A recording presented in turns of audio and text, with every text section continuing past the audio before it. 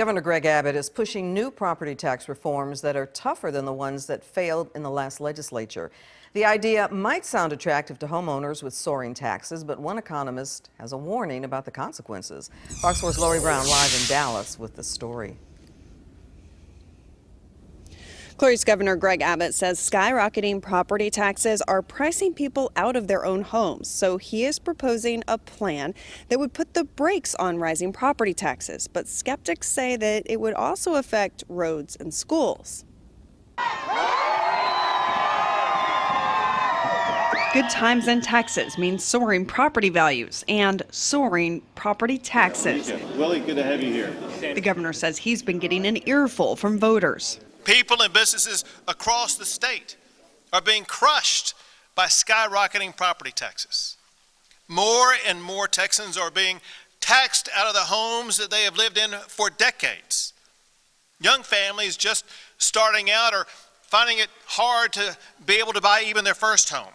The governor's plan would prevent cities, counties, and school districts from increasing yearly property tax revenue by more than 2.5% without approval from voters. My plan gives more power where it belongs, and that is to the voters.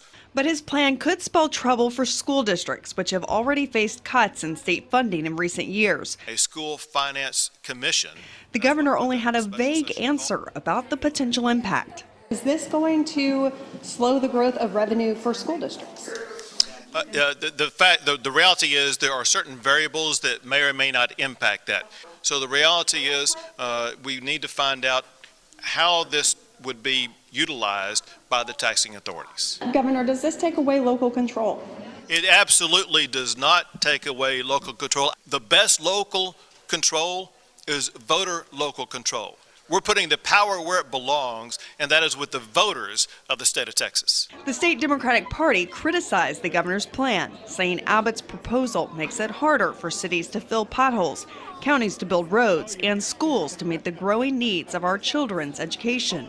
Makes good politics. For SMU economist Bernard Weinstein says the plan does put unnecessary restrictions on local government that could hurt government services. The reality is that we in Texas are not overtaxed. We have a system that's very unbalanced. We have very, very low state taxes. We don't have a personal income tax. So that means if you want to have good schools, if you want to have good municipal services, you have to have comparatively higher property taxes than you might find in other states.